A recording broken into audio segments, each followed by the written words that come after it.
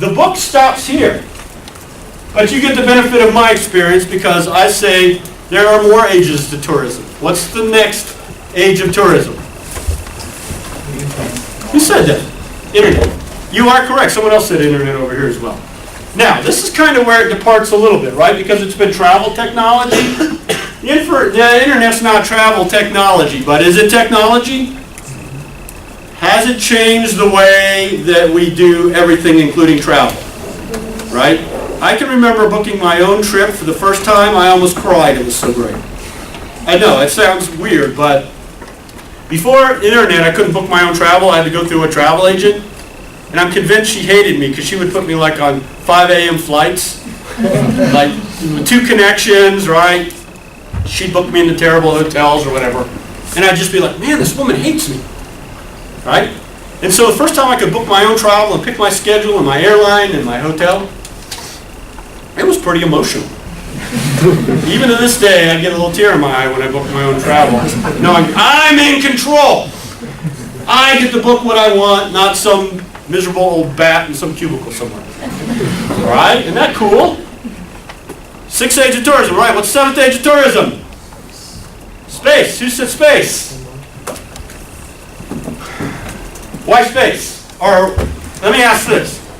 When space? When space? 68, 69. When will space tourism When it becomes affordable. Well, it's kind of a trick question because it's already happened. Okay? About 12 years ago, who was the world's first space tourist? Wasn't like the owner of the Cirque du Soleil? Before him, there was a guy. A guy by the name of Dennis Tito, T-I-T-O, paid the Russians $20 million to be the world's first space tourist. He was the first one to go up without all the astronaut training and the government blessing and all that. He paid the Russians $20 million to ride along for a couple days and go to the International Space Station. Okay. The one after him was a gal. I believe she was a software designer or software owner in India for $18 million. And over the years, the price has been coming down. Does anybody know what it is right now to go up? It's a little over, between 1 and 2 million. Okay? So, 20 million 15 years ago, let's say 1.5 million today. What's going on with the price? Going down, dropping like a rock. Which is interesting. Why? What is the implication of that? One day maybe anyone can just go to space. I'll go you one better than that. You're right. One day all of you will have the opportunity to be space tourists. The price will drop so far that you will say, what do you want to do this weekend? Want to go to Vegas? No, let's go to outer space. You're laughing at me. Go ahead, laugh. Laugh. 10 years from now, though, when they're strapping you in and you're getting all clear to go, I want you to remember crazy Professor Smith, who predicted that you all would have the opportunity to go up and be space tourists. Now, when I say go up, you're not going to go to Mars, you're not going to go to the moon. You'll go up and you'll fly around a little bit. You'll be weightless, right? Just like the shuttle.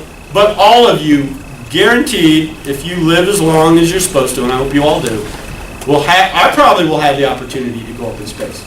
It'll probably be, before you know it, it'll be like $2,000, $3,000 at the most. Who wants to go up in outer space for about $2,000 bucks?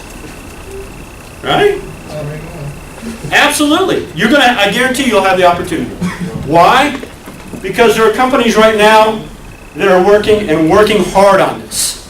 Virgin, SpaceX, you guys hear them?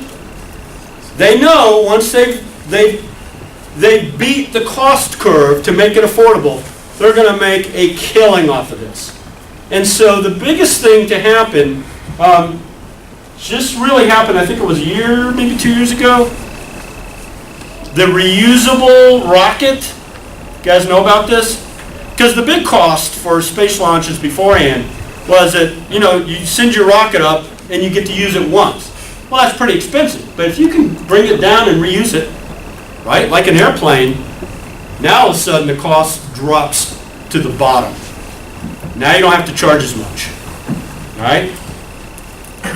So do you believe me now?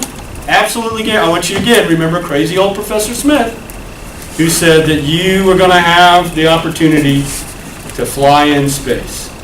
I think that's pretty cool. Some of you will take the money and go to Vegas, but others will go to space. That's okay. All right.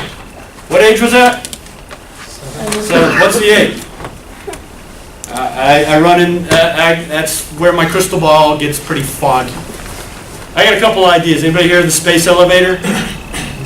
Virtual Yeah. reality? This, huh? How about virtual reality? You know what? Absolutely. Absolutely. Virtual reality, I think you're right. Okay. The beauty of this is that, you know, technology changes the way we are into recreation. And that's pretty cool. And you guys, like I said, if you would have went to my grandmother 40 years ago and said, look, and I'll never forget this, this is so amazing.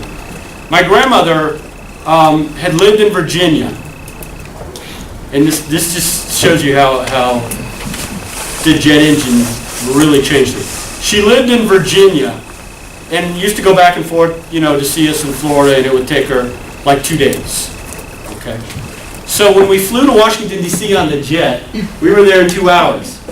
And they said, ma'am, it's time for you to get off the plane. She says, I'm not getting off the plane. We're not there yet. She says, yeah, we're in Washington. She says, no way we're in Washington. We just left Orlando 2 hours ago. She refused to believe that she was in Washington. Because in her mind, to go between those two distances would take days, not hours.